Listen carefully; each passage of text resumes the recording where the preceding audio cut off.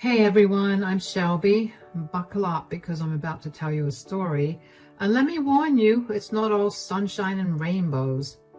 It's about injustice, about how my life got twisted up because of my mother-in-law, Sharon, and my sister-in-law, Haley. Let's rewind 8 years ago when Chad, my amazing husband, and I tied the knot. Back then, everything seemed perfect. Chad and I were head over heels for each other. We had dreams of a happy life together, just like in the movies. You see, Sharon wasn't exactly thrilled about her son marrying me. I guess she had different plans for him. And Haley? Well, she was like a puppet, dancing in her mom's tunes, causing chaos wherever she went. She was younger, but oh so foolish. The queen of bad choices. Haley despised me like it was her job, and 3 days before our wedding, Haley and Sharon barged into Chad's and my apartment. What's going on? You can't just barge in here like this. Look at this, Haley. My own son won't even let me into his apartment. Mom, it's not that simple. Every time you come here, there's tension and insults thrown at Shelby. Why can't you just accept her? She's an amazing woman, educated, from a good family. What's the problem? Chad, you're not seeing the bigger picture. There's something about Shelby that doesn't sit right with us. Shelby is the woman I love, Mom. She's been by my side through everything, including Dad's passing. We've built our lives together. But what about us? You're abandoning your family by choosing Shelby over us. Where's your loyalty? I did not raise you to be this way. Mom, let's not do this. We're getting married in 3 days. I can't just abandon Shelby because you don't approve of her. Sharon, I've done everything I can to prove myself to you. I've tried to be a part of this family and to love you all. All I want is acceptance, love, and a chance to make Chad happy. Shelby, don't play the victim card here. An outsider like you doesn't get to have a say in our family matters. And Chad, here is the final ultimatum for you. Leave Shelby or you are not welcome in this house. No contact. Consider yourself out of the inheritance as well. It's your decision. Mom, this is ridiculous. You're asking me to choose between my family and the woman I love? The decision is yours, Chad. Choose wisely.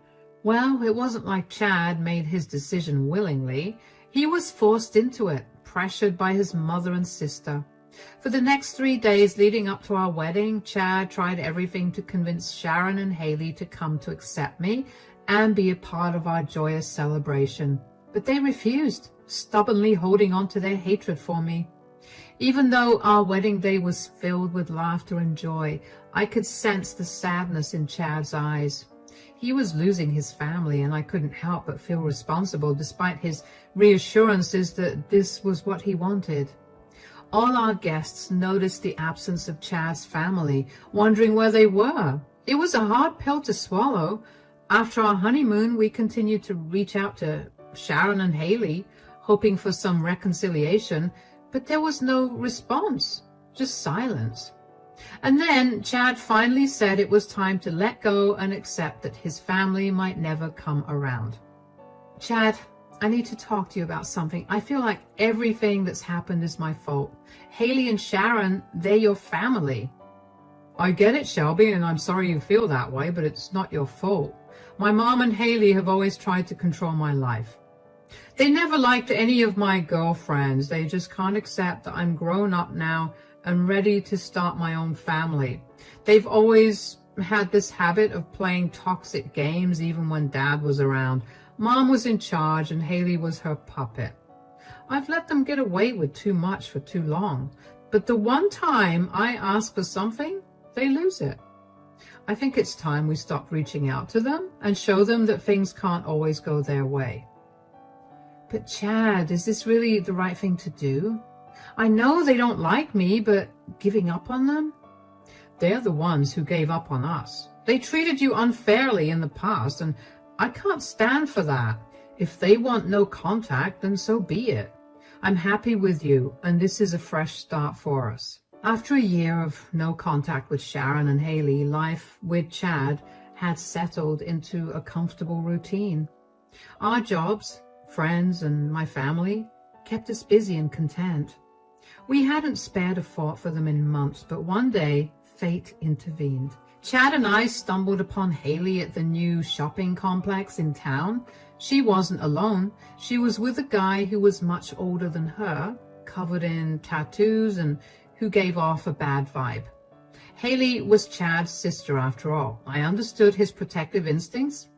He wanted to approach her and I didn't stop him. Instead, I stood by his side as we went to say hi to them. "Hey, Haley, long time no see."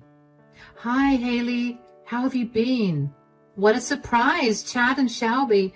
I thought I made it clear I didn't want to see you." "Come on, Haley, let's not start off like this. Who's this with you?" "This is Max, my boyfriend." "And you must be Shelby's brother, Chad. I've heard some things about you. Where did you guys meet?" "Enough with the questions, Chad. Don't think for a moment that I've let go of what you did to us last year. You brought Shelby into the mix, causing chaos when Mom clearly didn't like her. And now you have the audacity to investigate my boyfriend when your taste in women is appalling. Cutting you off was the best thing we ever did." "Haley, that's it. I made a mistake trying to approach you. Mom's manipulation has gotten to you." That conversation with Haley left a bitter taste in my mouth. Chad and I quickly realized it was a mistake to approach her. We tried to brush it off, pretending it never happened.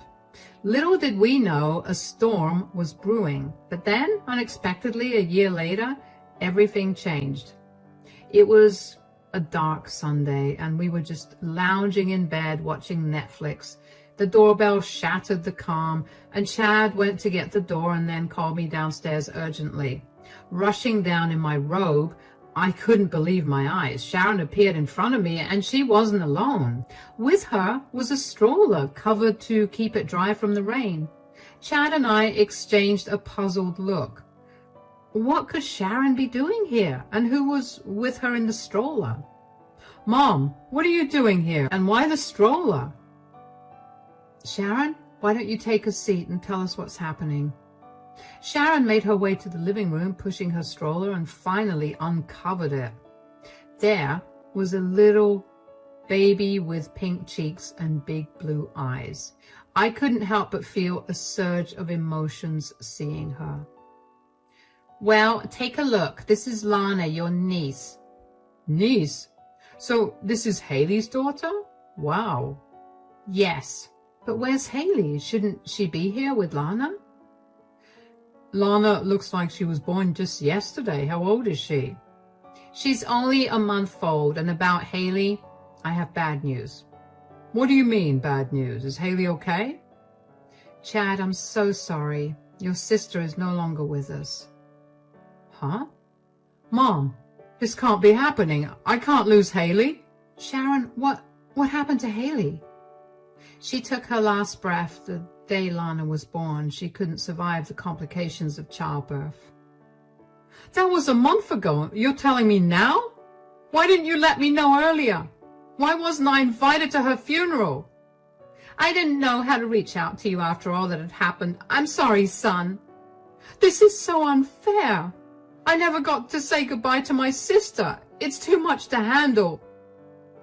"I'm so sorry. Haley didn't deserve this. Why didn't you tell us earlier, Sharon?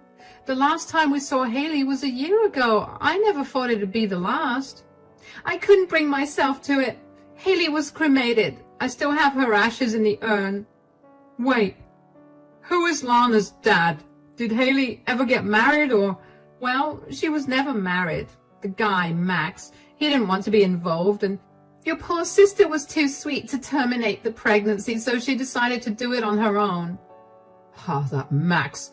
I never had a good feeling about him." "Chad, Shelby, I messed up before. I let my pride get in the way. I can't bear the thought of giving Lana up for adoption because she's my granddaughter.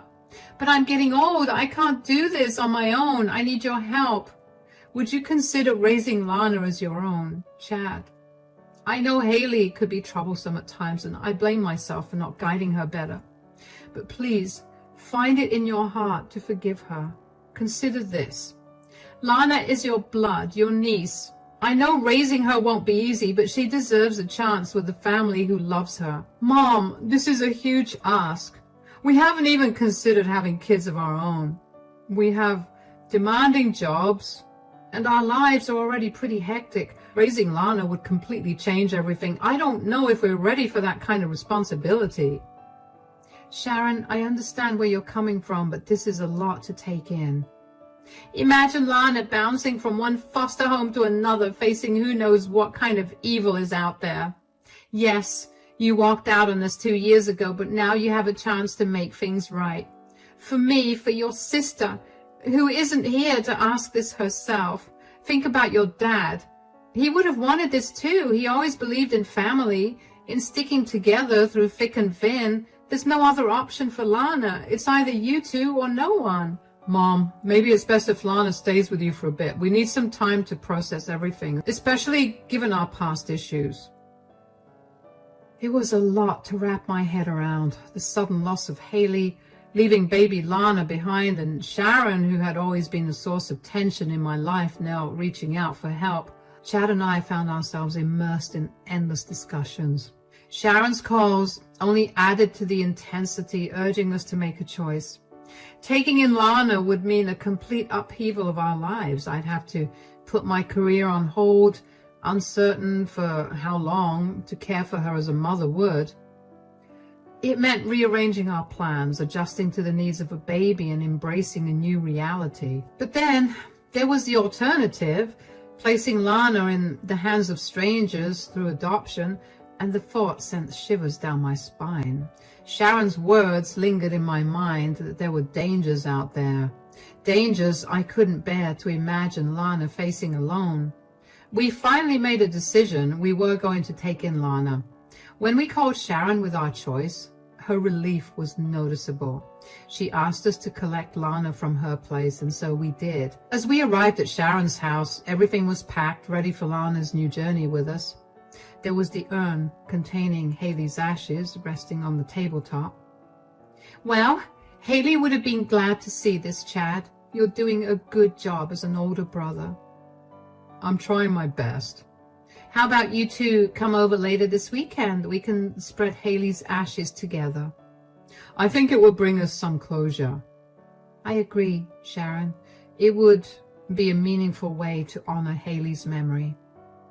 Wonderful. I'll make the arrangements. We can gather at the park where Haley used to love spending time.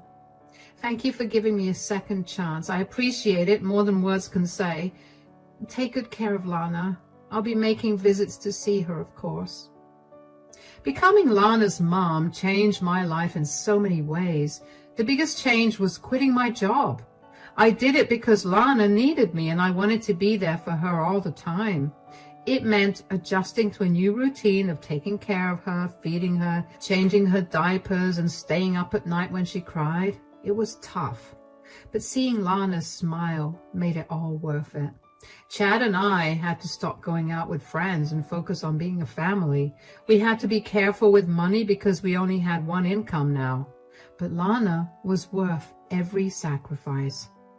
Sharon didn't visit much, but when she did, she brought Lana gifts. It seemed like she had changed. She appeared calmer, yet her eyes hinted at some hidden pain, perhaps from losing Haley. We celebrated Lana's big moments, from her first birthday to her first words, and even though Lana calling us Mom and Dad felt a bit odd at first, it didn't take long for us to feel like a real family. I remember when Lana started kindergarten, she was so excited, but when it was time to leave, she got a little nervous. We hugged her tight and promised we'd be there to pick her up. And when her teacher called us because Lana was crying because she missed her pet hamster, we couldn't help but smile. We spent weekends at the park, pushing Lana on the swings and watching her giggle with delight. And on rainy days, we'd build forts in the living room and pretend we were on an adventure together. My parents adored Lana as if she were their own granddaughter. She brought joy and laughter to their home too. Time flew by, and before I knew it, Lana had become the center of our world. I had even forgotten what life was like before her. We were a happy family, and everything was the same until about 5 months ago. Lana had just started first grade, and that's when things took a turn. I had noticed some signs, so I decided to take a pregnancy test, and sure enough, it came back positive. Hey, guys, I have some big news to share with you both. What's up, Shelby? You seem pretty excited. Well, you know Lana is going to have a little brother or sister soon. Wait, are you saying? Yes, I'm pregnant. That's incredible news, Shelby. I can't believe it. You have made me the happiest man alive. I love you so much, baby. Really? Oh my God. Yes, sweetie, Mommy is going to have a baby. A baby, like a real baby? Yes, a real baby, and you're going to be a big sister. Yay, I'm going to be the best big sister ever. So we had a second baby on the way, and every time Chad and I talked about kids, we both knew we did not want more than 2. My upcoming baby felt like the final piece of the puzzle completing our little clan. But little did we know that trouble in paradise was looming on the horizon. One day, Lana got back from school, and as I was serving her lunch, she told me something unusual. Mom, today after school, a lady I didn't know wanted to take me out for ice cream, but I remembered what you always told me about strangers, so I said no. I told her about stranger danger, just like you taught me. Lana, sweetheart, you did absolutely the right thing, but can you tell me more about the lady? Did she look like someone you had seen before? No, Mom. I told Chad about it, but he brushed it off, saying I shouldn't worry. He thought it was just some random woman. We planned to address it with the school on Monday since it was the weekend, but life had different plans. We were enjoying our weekend. Chad and Lana were in the backyard watering the plants, and I was baking some chocolate chip cookies, but then I heard a knock. And before Chad or I could reach the door, Lana ran and started shouting, Mom, it's the ice cream woman. When Lana mentioned the woman, I hurried to the door with Chad. Our faces drained of color when we saw who it was. Haley, alive! But that could not be right. We mourned her and scattered her ashes 6 years ago. It did not make sense. We stood there shocked, trying to process the impossible sight before us. Lana, sweetheart, please go to your room for a moment. Hold on a minute. Nobody's going anywhere. I'm here to take Lana with me. Mom, what's happening? I don't want to go. Lana, it is okay. Everything will be fine. Just go to your room. Lana stepped back and headed upstairs. Huh, Mom? Shelby, you are not Lana's mother, are you? Then what is this? Haley? We thought you were gone. We even scattered your ashes with Mom. How can this be possible? Oh, Mom is behind it. Look, I did not know what you've been told, but I'm here now. I came back to make things right, and Lana belongs with me. What do you mean, make things right? Exactly what it sounds like. You can't just come here and disrupt our lives. You need to leave. I just got back in town yesterday. I am not going anywhere, and just so you know, I have to sort something out with Max. But I'll be back. Get ready for it. As soon as she left, Chad and I looked at each other completely shocked. We had no idea what was going on. Haley had suddenly appeared out of nowhere, and we were left wondering whose ashes we scattered 6 years ago. It was all too confusing. The only person who could explain was Sharon. Without wasting a moment, we called Lana's babysitter who lived nearby. She arrived quickly, and we hurried to Sharon's place. Chad and I were furious and bewildered, and after a long drive, we finally reached Sharon's house. We didn't even bother knocking. Chad just barged in. Sharon was sitting in the living room watching TV like nothing was wrong. Mom, we need to know what really happened. All these lies are too much to handle. Our family's at risk because of you. You better start talking. Chad, Shelby, what are you doing here? What's going on? Oh, Sharon, don't act clueless. What kind of mother lies about her own daughter's death? Whose ashes did we spread at the park that day? Oh, no. Did you hear from Haley? Yes. She showed up at our house. Lana was right there. She saw her and heard everything. You told us Haley was dead. But there she was, alive, just an hour ago. I'm sorry, it's complicated, but I did what I thought was right. Those ashes we scattered, they were fake. Just some ashes I found to make it look convincing. Mom, why would you do that? You are sick. Please, Sharon, no more games. We just want the truth. All right, I'll spill it all. Years ago, Haley came home knocked up by Max, who was a married man with kids. I didn't even know she was seeing him. Haley thought Max would come around about the baby, but I knew better.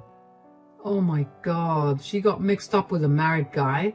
Yeah, and she was dead set on him coming to his senses. I told her to get rid of the baby, but she would not budge. Haley and her awful choices. She thought that if Max laid eyes on their baby, he would have a change of heart, but it did not go down like that. The day after Lana was born, Haley showed up at Max's place with Lana in tow, but he shut the door on them and told her to never come back. This whole situation crushed Haley. It made her give up on everything. She could not bear to look at Lana's face anymore, and she began to resent her own daughter. And I did not know what to do. Haley disappeared, leaving behind a note saying that she would never return. I kept trying to reach her, but after a week, she finally called me from an unknown number and demanded that I never contact her again. Apparently, she had started a new life wherever she was, and she wanted to cut ties completely and start fresh. Why did you keep this from us? You should have told us the truth, Sharon. Keeping something like this from us only made things worse. Well, after how Haley and I treated you, Shelby, I knew you would hesitate to help me with Lana. It would have been a lot to ask. I truly believed Haley was not coming back. So I felt I had to come up with a fake sob story to manipulate you guys into helping. Mom, that is not right. We had been distant for years and you came to us with lies just to bail you out? I can't wrap my head around this, Sharon. You literally manipulated us just to get rid of Lana. What kind of mother resorts to such sick lies? This is beyond belief, and you went as far as convincing everyone that Haley was dead. Oh, believe me, I went through a lot to pull off this lie. I did everything in my power to erase any trace of Haley's existence. I had no other option. I didn't have it in me to give Lana up for adoption. We need to sort this out fast. Yeah, but let's deal with Haley first. Mom, you are going to pay for this. Chad and I headed home, unsure of what would come next. The thought of losing Lana was unbearable, especially with my pregnancy causing added stress. We could not even reach Haley since she had changed her number. It felt so unfair. First, she did not want the baby, and now she suddenly wanted her back after 6 years.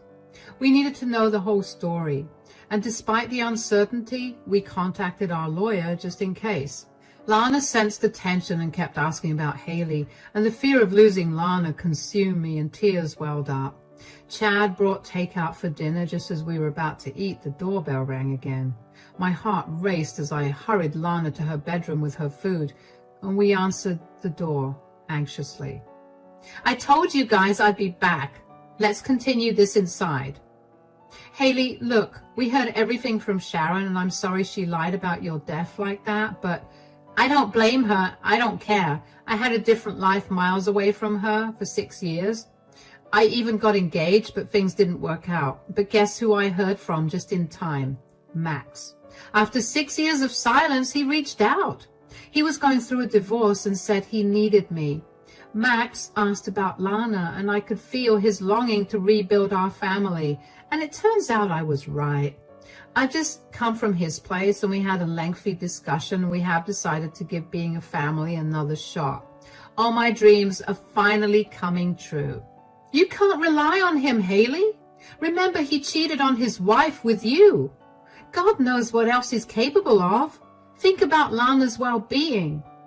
Honestly, Shelby, Lana is not my priority here. I'm doing this for Max. He needs a loving family during this tough time, and I'm willing to give it to him. That is not fair, Haley. Lana is not just some object you can use to play happy family with Max. You and Mom have gone too far. We are trapped in a mess of lies because of you. Our home stability is shattered, and Lana is not a toy that you can toss aside and reclaim whenever it suits you.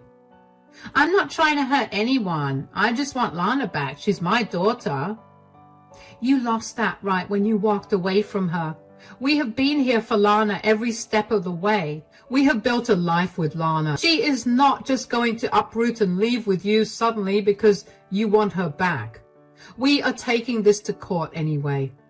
We will ensure both you and Mom stay far away from our family from now on. Chad and I did not back down. We took the issue to court to fight for Lana. Sharon was scared because she had lied about Haley's death, and now the truth was catching up to her. Meanwhile, Haley and Max teamed up to try and take Lana away from us.